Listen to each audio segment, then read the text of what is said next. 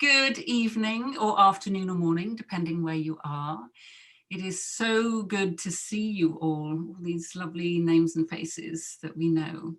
Thank you so much for taking an hour out of your time today to be with us. So if you haven't been on one of our calls before, then we are 4 Women, 4 Decades, except this evening we are just 3 women. B, my daughter, is unwell at the moment, and we have insisted that she take exquisite care of herself, something that we all believe wholeheartedly in, and she sends her love and is really, really sorry not to be here. I've got some of her wisdom written down, which always blows us all away. So I'll be sharing some of her thoughts on this subject. So, direction, passion, and purpose. This is such a massive, loaded subject to be talking about, and we can't wait to dig in. I Googled find your purpose recently, and I came up with, it's like milliseconds, it comes up with the number of possible articles. 1,620,000,000. No wonder we are all so overwhelmed and confused, right? How mad is that? How mad is that? So this evening, we're just going to dig in and talk about what we've seen differently. Because in the past, for me, direction meant that I could be going in the wrong direction.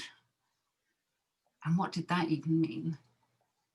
Passion to me felt like a luxury, something that I might do as a hobby, but can't be, that's not serious. So I kind of kept that tucked away. And purpose. Wow, my purpose, what the hell was that? And it took me until I was halfway through my 5th decade, so in my mid-40s, to actually even get a glimpse of what that might be. And up until that point, it had been a stick to beat myself with, because I didn't know what it was. Everybody else seemed to know what their purpose was, or so it looked like. But I didn't seem to have a clue.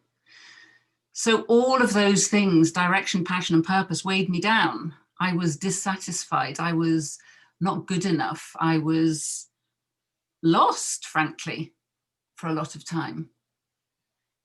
So we're just going to have a really open conversation, as is our way.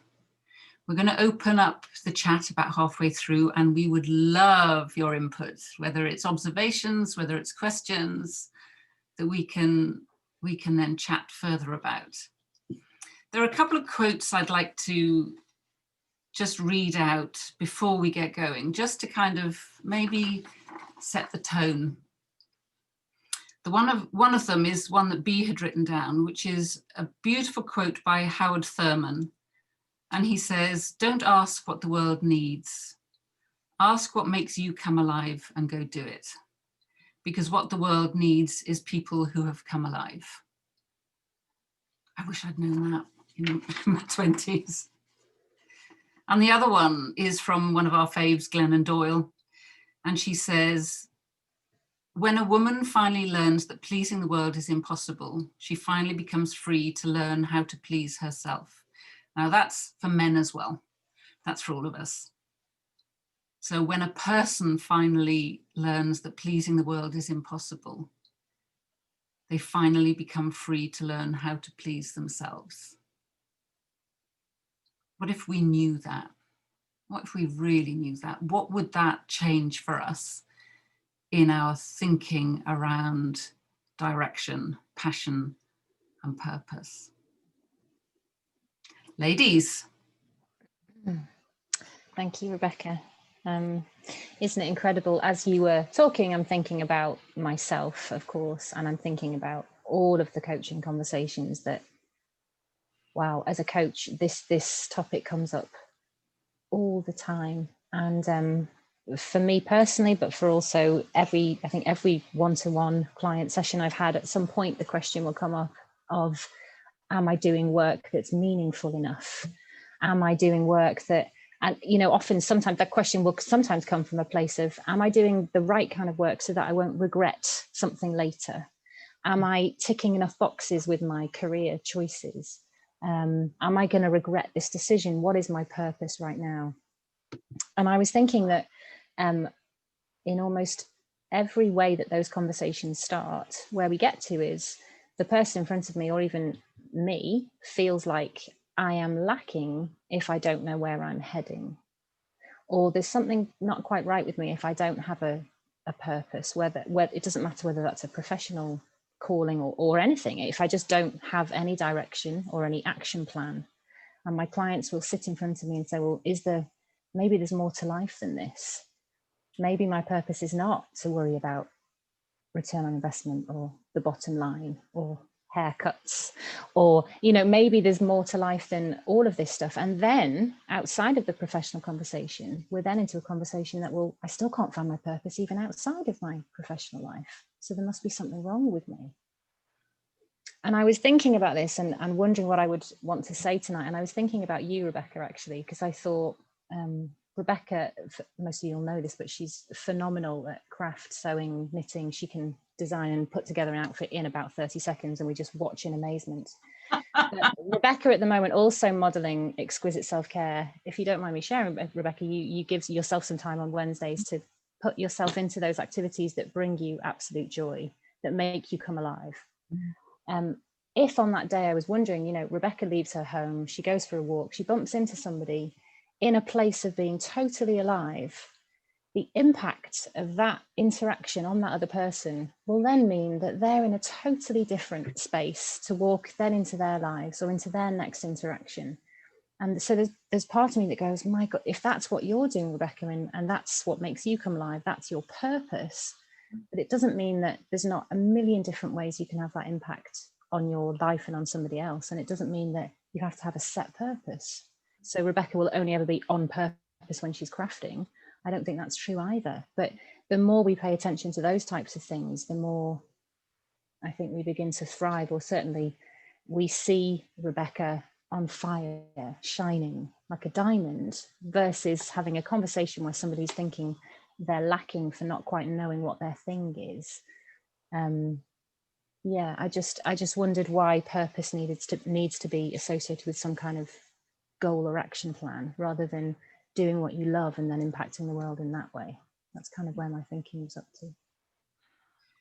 It's so interesting, that word purpose, isn't it? Because we were saying just before you guys came on the call, this whole idea of purpose, it's not something that's in the child rearing books, to give your child a purpose, find your child's purpose.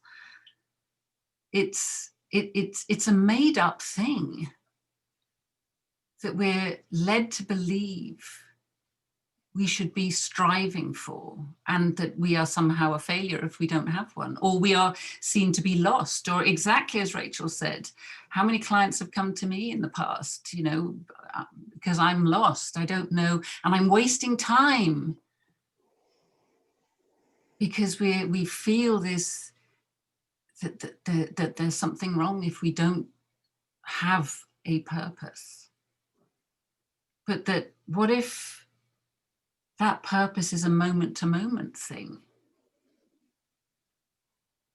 That actually, well, what comes to mind is that when I first set up my coaching business, there were people around me that said, what's your business plan? You need a business plan. And I was like, I don't know, but you need a business plan. And of course, that then puts me on the back foot, because it's like, well, I'm not a professional woman. I saw my business as a hobby because I didn't feel that I had this plan, this kind of purpose running out in front of me, idea of where I was going to be. So I was more focused on lack and not being good enough than actually showing up as a coach. I remember so clearly B saying to me, she'd been working a few years, and she'd had one of her end of year meetings with her upline, who had asked the question, where do you see yourself in 5 years' time? And she said to me on the phone, what the hell is it with that? I think she WhatsApped it to me. What the hell is it with that question? Where will you be in 5 years' time? I don't know what I'm having for dinner tonight, she said. And yet I'm meant to know where I'm going to be in 5 years' time. Now, we're not talking about not having goals, if that's what you want, but it's like, let's take the blinkers off what this is. Is this helping you or is this hindering you? This idea of purpose or direction. There's also something to be said, Rebecca, around, you know, once you've set something for yourself and in your sights, you then, if you do achieve that, wonderful, but you can only ever then achieve that. So you then limit what's possible for yourself as well, because you're so hell-bent on achieving that one thing that you can close yourself off to a million different things happening around you and not notice all of the different clues that might mean you would get that thing plus a million. You know, we just go, that's where I'm heading and that's where I'll go. And when we talked about this last Friday, I think it was, we talked about how, you know, it's quite possibly unfair or unreasonable to look at a group of, I don't know what year this is now in high school because I'm getting older, but at what point they have to start reducing the choices around what subjects our next generation are choosing in school so that they can focus. And I don't know how I feel about that, because, you know, sometimes you might have to choose between a more creative subject versus a more academic subject, and whether that's even the right thing we should be doing, I don't know. But there's certainly, the more I read, and I listen a lot to Kyle Cease, who talks quite a lot about this, and he says, you know, if you set your sight to that place, you'll only ever have that place. Whereas if you don't have a goal and you follow what feels right and what feels organic and the next step for you, you could surpass anything that you could ever have even imagined. Because again, all of those goals that you're setting or that direction that you're heading in is based on all past experience to date in terms of what you think is possible. And I think this generation, us now, the people on this call and wider, are now thinking, well, there might be more to this. There might be more clues for me. There might be more ways for me to navigate life without such a rigid plan that actually the small steps I sometimes fail or don't hit at exactly the point I kind of thought I would hit, that reflects badly on me in some way, and maybe I've chosen the wrong path. And actually what we're suggesting is, you know, follow what you need to follow, but you might not necessarily need to have the path or have worked out the route. Yeah, and we shouldn't expect our kids to do that either, or the next generation, in my view. This is such a fascinating subject, and a couple of things are coming up to me as I'm listening there. And one thing we talked about before this call, when we were chatting about some things we might say, and we reflected on how, isn't it interesting that when we talk about purpose, it seems to be in the singular. So we've got this, my purpose or the purpose. We will use in sentences the purposes of this event, or, you know, when it's in the context of a group of people or a project, you know, we might use the word purposes. But when we talk about ourselves, it seems to be in the singular, purpose, referring to there is only one. And back to the question, if we don't know what it is, well, what does that leave us?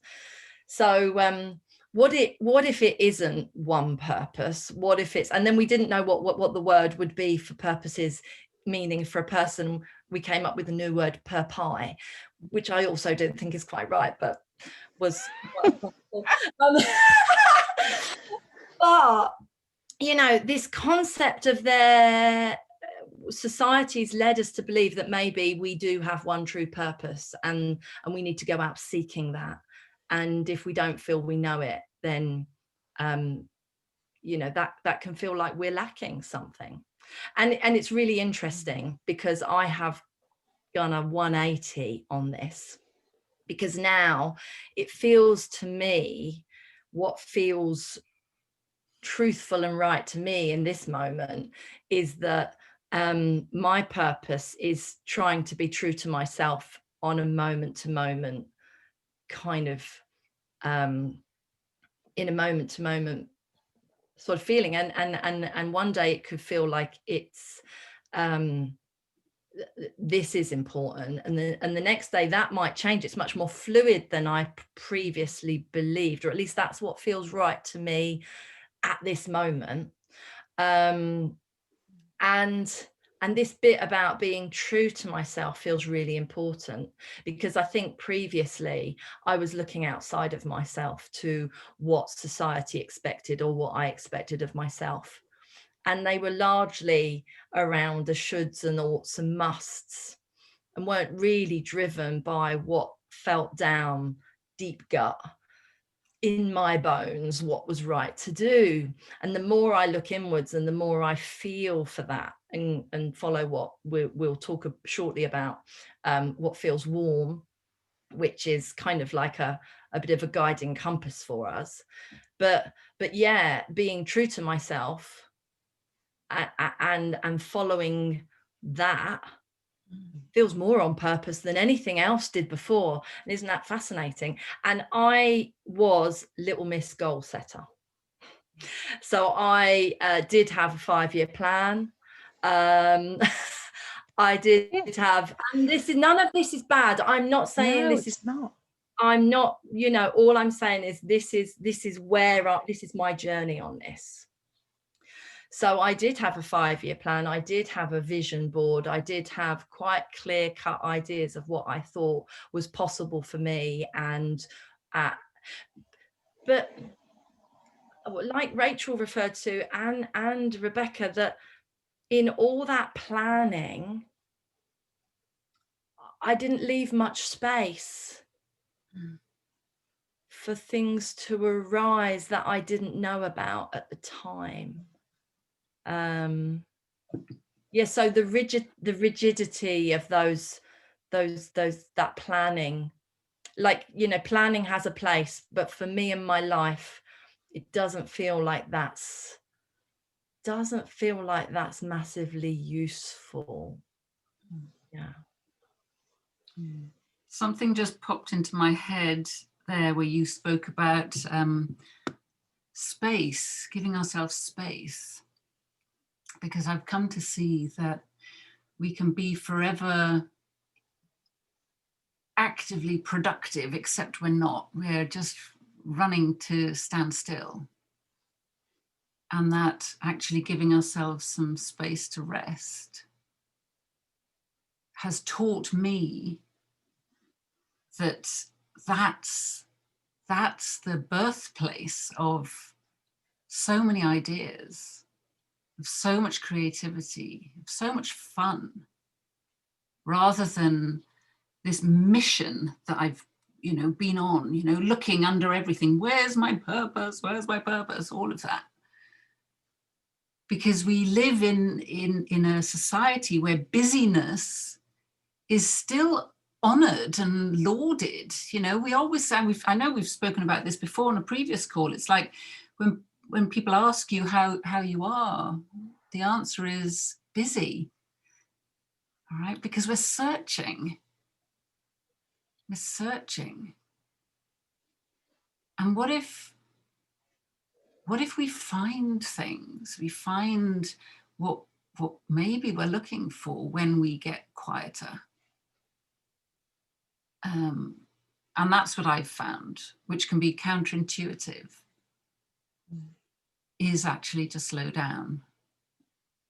And I came across, I'm doing a writing workshop thing at the moment, and we get a few lines from a poem every day to just think about. And the one that came up today, which I absolutely love, was by somebody called Kai Siedenberg. And she says, "When I hold still enough, when I listen deeply enough, gifts fall into my open hands like ripe plums." And that really touched me, because, well, you know, if you've ever picked fruit off a tree, when it's ripe, it literally does fall into your hand. So this isn't about, you know, racing around, squeezing all the plums, see which one is ripe, or the apples, you know, it's actually being still, which is kind of the opposite, isn't it, to what society kind of teaches. That's incredible. I hadn't noticed that, Rebecca, but yes, and often I find that people or I get to where I wanted to go so much more quickly if I had a goal behind it, or in ways that I had never and would never have been able to have imagined to tell you in advance. So it's almost like I am a big planner. I have 5-year plans, all of those things. We're not suggesting that's not okay, but actually when you are so committed to how you're going to get somewhere or how you'll achieve something, that's when you don't create space for yourself. And as Rebecca's saying, you know, in that space, and when I work with clients now, it's like, well, okay, that's the goal. And often I work with people, it's business coaching mostly. So it's, how do I get the next step? How do I get the next title? How do I get to CEO, whatever it is? And we spend time thinking that through, and mostly actually thinking about ways to do that in a more fun way. What relationships need to be nourished within the organization, but then actually for that person who wants to achieve that thing, to have some space around the process so that they can just really appreciate maybe the leverage that they have, or maybe the influence they didn't know they had, or maybe some other relationship in a far off corner of the organization that they didn't see that might be useful, or maybe a skill set they could offer to the board that the board hadn't asked for before. Or there's 20 different ways to look at it, and actually just giving the person who wants to achieve that thing the space to sit with it for a week or two, or sit with that for a month and see how it feels. Sit with it to make sure it is a warm decision for you. It does feel right for you, rather than, well, that's what the company says I should do next. Once I've done A, I need to go and do B. And let's not be dictated to in that way, or slave to, you know, a certain direction that other people have gone and achieved that thing in, because there might be a different way for you to do it that's probably, well, in my experience anyway, a lot more enjoyable for the person, for me, a lot more interesting, and in most cases just unimaginable, just unbelievable in how things just pan out when you pay a little bit less attention to, or feel pressure of, a specific route to get somewhere. Yeah, God, absolutely. Oh, I love that. It feels like when you get clarity on what the, you know, if you get a sense of where you want to go, that feels like, okay, well, that's my magnetic north. Like when you have some clarity on that, you know, it's fascinating when you can be less rigid about the how, you know, you can feel your way along the how. Yeah. And things merge, and moments of serendipity can happen, but they seem to happen more when we're open to what we haven't fixed or controlled somehow. Yeah. And I think we said this just before, sorry, Rebecca, before we came on the call, I said to Rebecca and Natalie, you know, what feels like my purpose right now is to be here with you.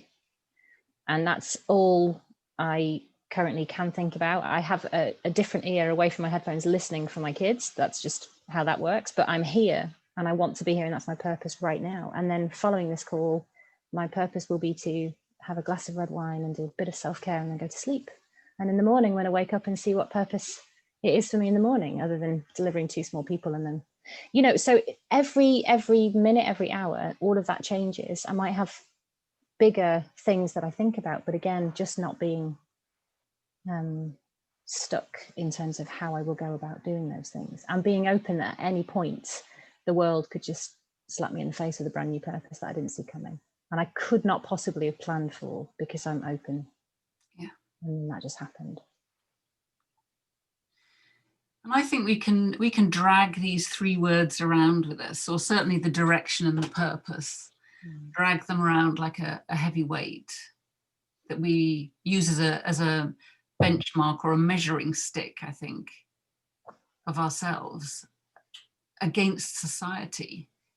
And I think it takes courage not to buy into that. And I would urge you to start questioning that. What is it you want for your life? One of the things that B wrote down here around purpose was to make the most of the time I have on this earth and to live life to the fullest and to follow my passion in whatever direction it takes me. What if that was all we carried around with us? Yeah. Wouldn't that open us up to magic, actually? Because it feels like a weight, or can feel like a weight. I know, talking with friends and clients, the weight they feel of this purpose. Where's my life going? Or worrying when something happens that presses pause. That then that kind of throws us somehow. Yeah, and there really is something around, you know, and I've had this with conversations with clients on numerous occasions. When it's unknown, when they don't know what the next big thing is for them, when, you know, there's very little tolerance in that unknown. Yeah. You know, the value's not placed on it's okay to not know. And from that place of not knowing, if you have less judgment about it, the right thing will come and present itself. It will be clear. But we find it so problematic to not know, because we like certainty, don't we? We're trained for certainty. We like to know where we stand and what we need to do about it. And we don't value the unknown. But, you know, something will always come from the unknown. And I find having a bit more patience around that and valuing, nurturing that place of unknown, you know, having less, I need to know. Yeah. So yeah, I would kind of offer that out, I think, to question, how much do you value not knowing? It's the most powerful thing. And I was having a conversation with a client last week who was terrified of not knowing. And it can feel really awkward because we're not trained in that way. You either know or you don't know. But the not knowing is a rich seam to mine, just to be, just to see what emerges with no expectation. Because that's, you know, it's like with the work that B and I do, our recovery from within work. If we had a if we had a plan, it's going to look like this, then we would have missed so many juicy things on the side.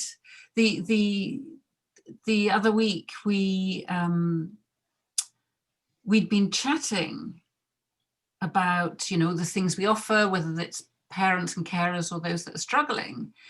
And all of a sudden, B said, we need to offer an online program for parents and carers. And it was like, oh my God, why haven't we done that before? And literally within 24 hours, we had a list like this of videos to record. All right, that came out of a place of not knowing. That came out of a place of possibility. All right. If we'd had, that wasn't on our list, that, you know, that would have been in our plan. That was something that was down a side road. And now it's like, wow, gosh, that's going to be amazing to offer something like that. So I think we can grip you know, I often talk about this. We can grip the steering wheel of life so tightly, all right? And it just gives us a neck ache and backache by doing that. We don't need to grip the steering wheel so tightly, because you just think about it now. I'm sat here, right, gripping my steering wheel, and if we let go and just loosely hold, we get a better drive, right?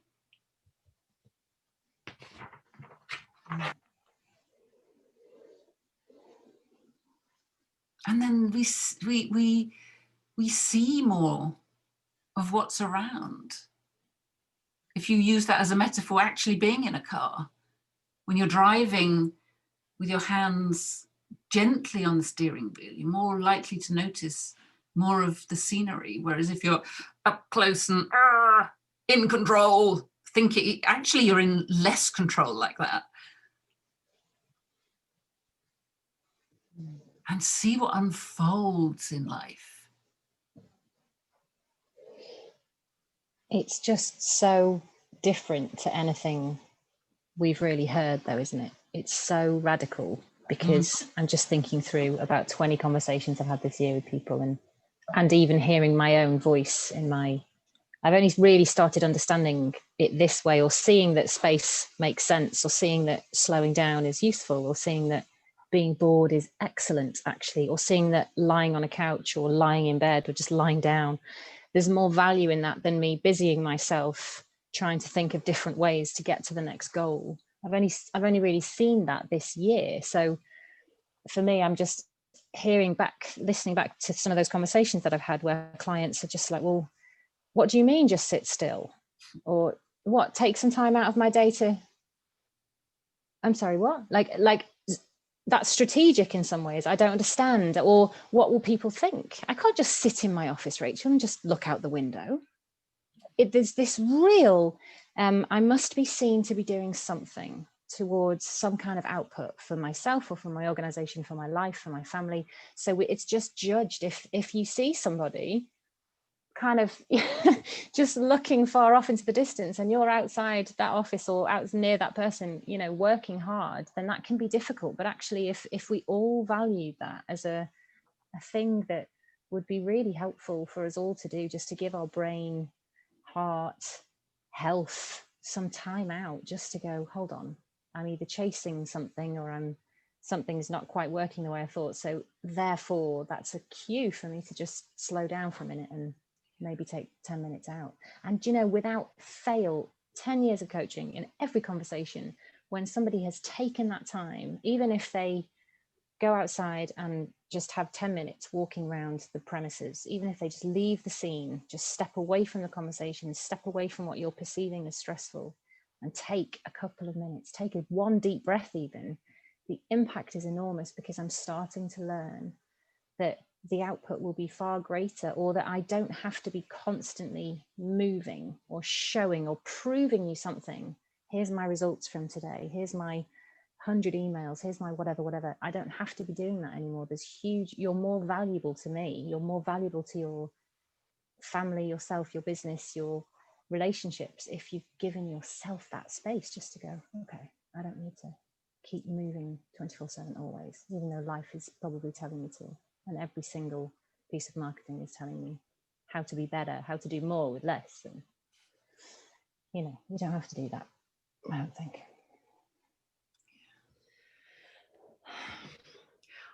What's occurring for me is that, you know, this direction, passion, and purpose, which we've kind of put on the table for discussion this evening.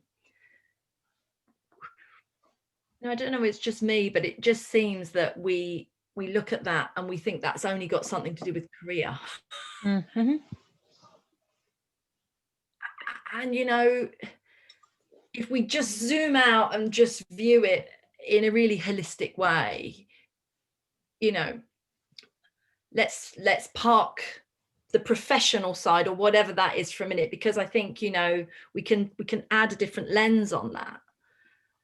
But if we just think about us as human beings, what does it mean then? Because that's almost a different question, isn't it?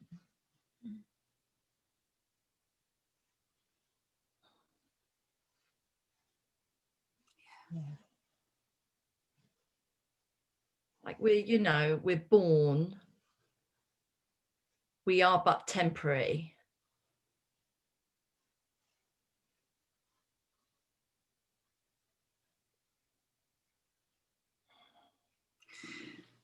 Yes, that just is a completely different question, isn't it? To look at it that way.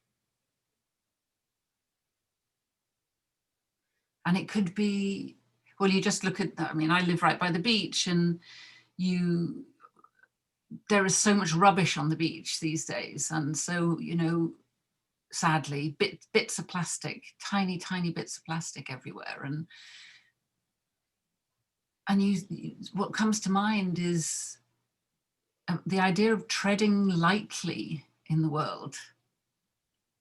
There's there's a kind of one of these A-frame boards by one of the beaches I go to, and it says, "Take only memories, leave only footprints." And I think that's a great purpose for life, isn't it?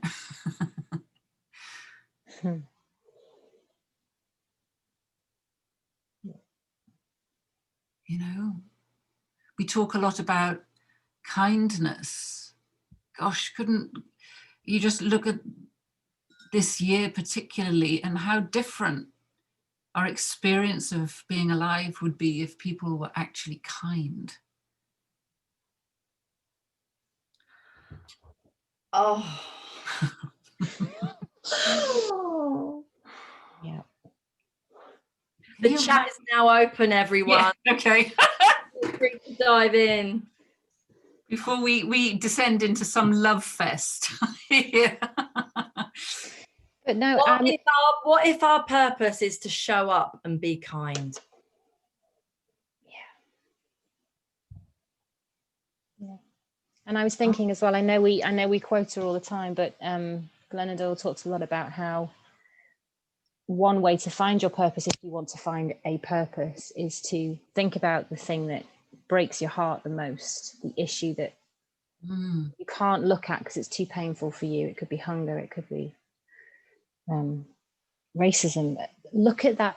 Wherever you're pulled to action, she says, go in that direction and see how you can be of use. And in doing that, there you find your purpose, and there you find your people.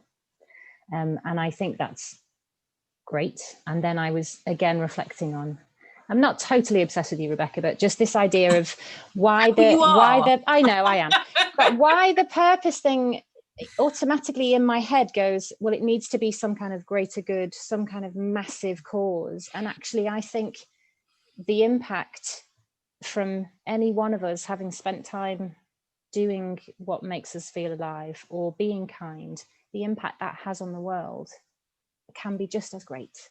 And also why would there be any judgment around any of those choices? If you're doing your best to be kind in the world, you can go and help a cause if you want to. You can go and, as Natalie says, take the professional stuff aside. You can go after the cause that is good for your heart, and you can also go about your day being kind and only leaving footprints. Yeah, we're chatting. Oh, Mark, yes. Sorry. Interesting comment, Natalie. When I first saw the topic of this discussion, I actually thought that it was the wider subject and might touch on spirituality, etc. Yes. Yeah. Because that's, for me, where it is. Yeah. And that's not a religious, for me, not really. I was raised a Catholic. I am what is known as a recovering Catholic, but deeply spiritual. And I see myself as a spiritual being having a human experience, if you like. And so this whole, that it's almost like, I guess for me, the idea of how can I gather as much experience of being in this human body while I'm here, and not be bound into this search for the one purpose. Or what if that purpose is kindness or love? And we do that with passion.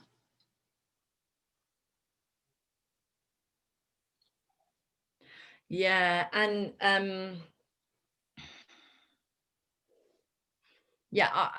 I'm thinking of I mentioned about the hot cold game and what feels warm earlier, and with everything we've done with 4 women 4 decades, we've kind of asked ourselves what feels warm, and actually is the most amazing decision-making tool, because we're not thinking of shoulds, oughts, and what we might, what might ordinarily you do, but actually by kind of going in a more fluid way and looking inwards and following in the direction of what feels warm, that just seems a more deeper, more in tune, authentic way of moving forwards.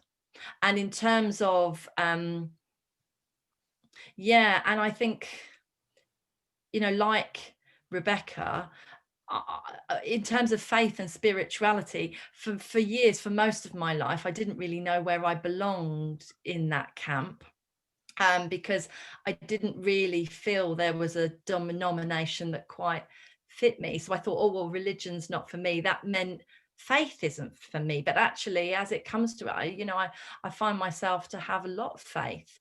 And I do, life does feel like a spiritual experience to me. And I just see that, I don't do anything to make myself breathe or my heart beat. And when I cut myself, then, the intelligence of nature heals me. And I feel like I am part of nature. I can't explain it, but it's magnificent. And when I tune into that more and less on society's concepts, it's much more powerful. I can tune into what feels more authentic to me, and that's the bit where I come alive and I do my Natalie magic. And that's just, in my experience, I'm finding that to be a much more powerful way of living, a much more richer, joyful, loving kind of way of living. That totally went off the question, but I'm just going to read out some of these comments and questions as well. So Jessica says, as someone who works in talent, the 5-year question is an absolute killer, as is what job do you want next? How do people know what they don't know? Yeah, how do they know what they don't know? Yeah. We should be having better in-depth aspiration conversation about what people enjoy and have strength in to dig deeper than this question. You hit a nerve on this one. Good. That's so good. And Kristen says, it is possible to do both, have the 5-year plan or whatever, and purpose, and be open to recognizing and pursuing new possibilities as they come to you. Yes, I think it's that. It's having some idea of vaguely going in this direction, but being open to going down whatever side street looks appealing. Yeah. I think, yeah, absolutely. Yeah. Alison says, what would we do if we really could see the future and see where we would be and what would happen to us in the future? I think you can go to people to do that, can't you? It's interesting. That's a really interesting question. Would it mean you'd change your decisions now? Yeah. to because you've seen, you've possibly played that out and gone, do I like it? Do I not? I don't know. Yeah. It's an interesting lens to spin to look at it. It is. Yeah. It is. Gosh, we've got lots of questions here. I know. Love the metaphor of gripping less tightly on the steering wheel of life. That, Zoe, that was one that really got me as well. So powerful. Yeah. Rachel, do you want to read some of Oh, these? yes. Sorry. Chris is saying the women I work with as coach tend to spend a good deal of their time reacting to the next thing that comes for them in their work and home life. They're chronically busy. I feel like asking the question about purpose and being more intentional with their time rather than reactionary would provide more fulfillment to them. Yeah, it kind of goes to your point about being more open intentionally, but also regaining a sense of what matters to them. Exactly right, Chris. I think we're so busy with all, everything going on in life that we're just missing that point. And really it's the slowing down to get somewhere quicker. It is the slowing down actually is so enlightening and counterintuitive. Yeah. Leah said, sometimes I think that I won't know what my purpose was until the end of my life, and I see how the whole story has played out. Even now at middle-aged, what seemed random at the time actually has been a lifetime of going in a certain direction. Everything moved. Of going in a certain direction, but I could not have predicted it or even said I had a plan, but somehow it makes sense. Yeah, it's beautiful. So, why are we worrying about it if, that's beautiful. It's like in hindsight is a great thing, obviously, and the phrase, everything happens for a reason. When you're in the thick of a really rubbish time and somebody says, oh, everything happens for a reason, you probably want to smack them. But actually, but actually it's true, isn't it? Because how many things, being made redundant actually gives you the opportunity to start your own business that you've always dreamt of. People say that getting really sick gives them a completely different outlook on life. An ending of a relationship that you didn't want to end gives you freedom that you never thought you didn't have. But it's with time. So we grip again. It's the releasing of that steering wheel a bit. Yeah, that's lovely, Rebecca. I love that metaphor has worked for people as well, because it really, feels that way sometimes. And Helen says the concept of our purpose being to be kind, to love, links so well with Hashi Mohammed's discussion about society redefining success, moving away from this about money, possessions, etc. Absolutely. We've Helen, I don't know if you've been on other calls, but we did one on the one 2 weeks ago was why stuff doesn't make you happy, and also our one on success as well. Might be good to listen to if you haven't before, because it's not what it seems. Yeah, we've got Lynn saying letting go in order to make space really resonates for me, and Mark saying more haste, less speed. It's also interesting how this letting go, we talk quite a lot about this on our Fridays, and just we're not quite sure why we're hanging on in the first place. So this idea of letting go, just creating some more space wherever we all can, just seems to be making more and more sense for people. Oh, someone's off. Oh, okay. Chris. And goodbye, Chris. And Jessica says, I'm so rubbish at making time for me. As soon as one thing goes right and I achieve, I'm ready for another change. I think I need to take note of having time to think. Yes, Jessica, that is an order from us. Yes. Definitely, you must. I think, what I see in this is that we place our value on productivity and output. And we see that as being where the rich, good stuff is and where it lies. And yes, of course, in some respects it is, but not to the detriment of the reflection and the space. And having that means we then in turn get greater outputs. It is like cyclical. And if we're just placing value on the output and the tangible and the next thing, we potentially going to run ourselves on empty. And this is when we have situations like, burnout and so we preach, if we're going to preach anything, like, exquisite self-care and radical self-love, and we're talking about being radical about it. This is not a nice to do. This is imperative. Like, what value do we add if we don't find a way? And I know it's challenging. I'm not sitting here having it all sussed out, because I haven't, but time and time again I see the value it brings. When I make space, from that space comes something much richer, deeper and better. I have aha moments and insights. I have more creative thinking. I am a better human being to show up for myself and others. So yeah.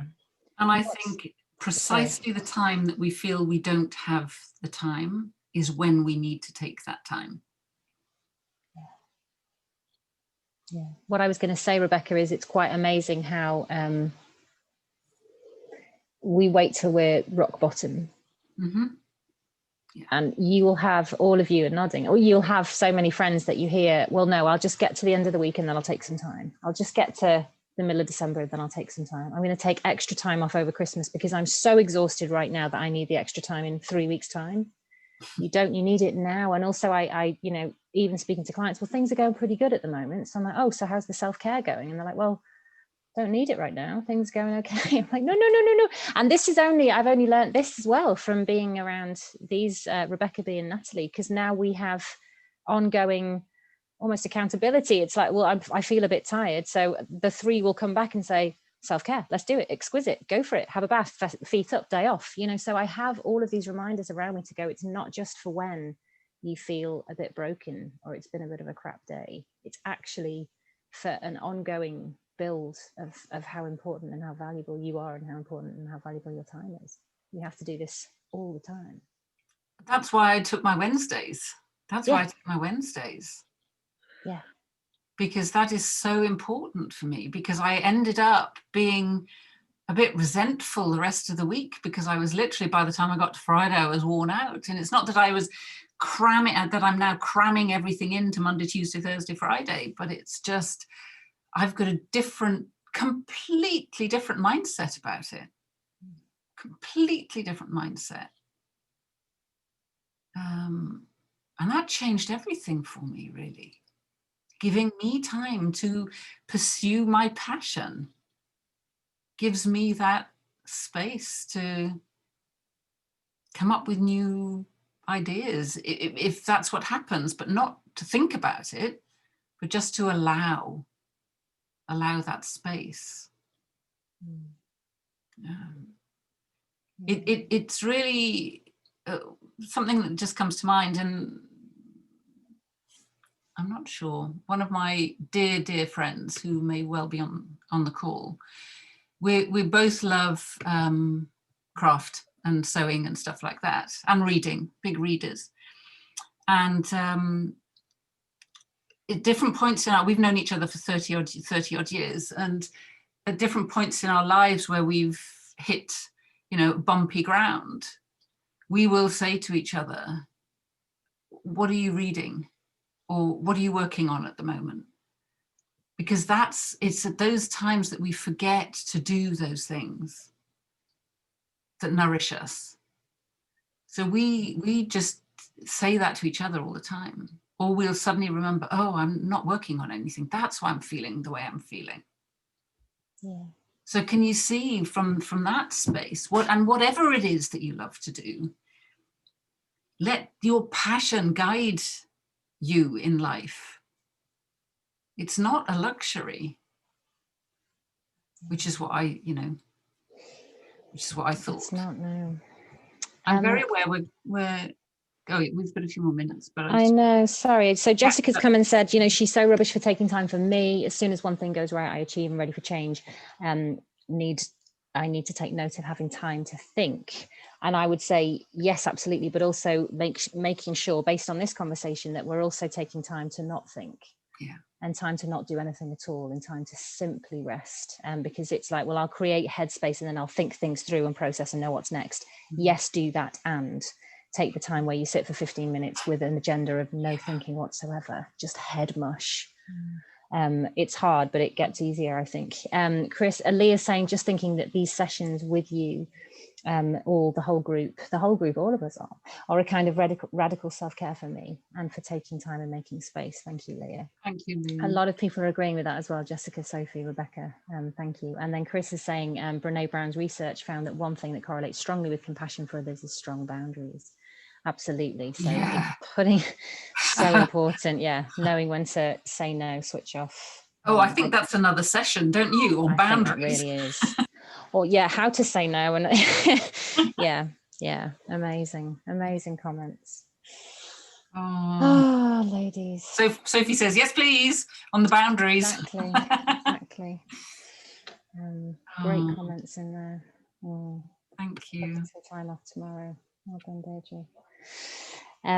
Okay, well, final few minutes. Rebecca, Natalie, I don't know if there's anything else we need to say to the group other than, thank you all for being here at this event this evening.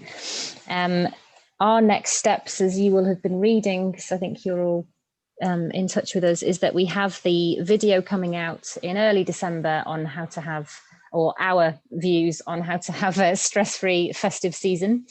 So we'll be recording that. It probably won't be a full hour, although we can talk forever, so who knows. But that will be coming out. So sorry, Rachel, but like now with the 3 family bubbles, and I was like, oh yeah. Oh, don't. That's already COVID. Okay, well, beyond that, outside of that, how to do that a bit more stress-free. And then we're obviously still excited, and we'll continue to be excited about our Chrysalis retreat, which is happening virtually on the 9th and 10th of January. So more information will come out about that.